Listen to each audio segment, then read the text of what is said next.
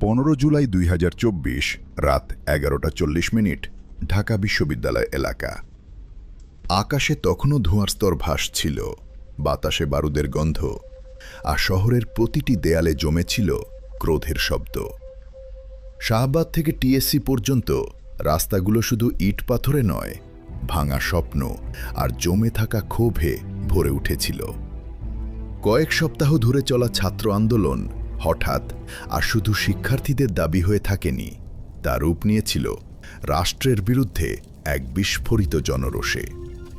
কোটা সংস্কার আন্দোলনের ব্যানারে শুরু হওয়া এই ঢেউ দ্রুত ছড়িয়ে পড়ে দেশের প্রতিটি বিশ্ববিদ্যালয়, প্রতিটি শহর, প্রতিটি পরিবারের ভিতরে। আরিফ রহমানের মতো হাজারো ছাত্র তখন বুঝে গিয়েছিল, এটি শুধু চাকরির লড়াই নয়, এটি ভবিষ্যৎ ফিরে পাওয়ার যুদ্ধ।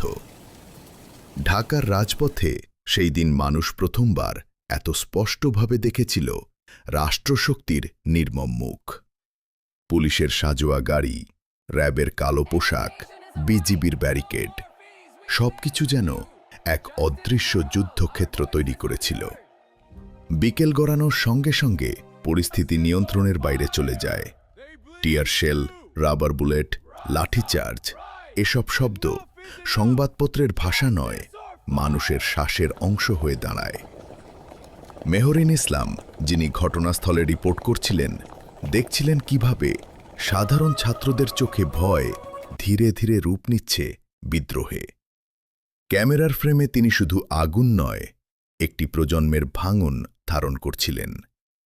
এই আন্দোলনের পেছনে জমেছিল বহু বছরের অসন্তোষ, বেকারত্ব, দুর্নীতি, রাজনৈতিক দমন, মতপ্রকাশের সংকোচন, সব মিলিয়ে যুব সমাজের ভিতরে জমেছিল এক নিঃশব্দ বিস্ফোরণ। কোটা প্রশ্নটি ছিল শুধু একটি স্ফুলিঙ্গ। যখন প্রধানমন্ত্রী শেখ হাসিনা সরকারের অবস্থান কঠোর করলেন, তখন অনেকেই বুঝে গেলেন সংঘর্ষ আর এড়ানো যাবে না। প্রশাসনের ভাষা ছিল নিয়ন্ত্রণের, কিন্তু রাস্তায় নেমে আসা মানুষের ভাষা ছিল প্রতিরোধের। ইতিহাস বারবার দেখিয়েছে, যখন রাষ্ট্র শুনতে অস্বীকার করে, তখন রাস্তাই কথা বলতে শুরু করে।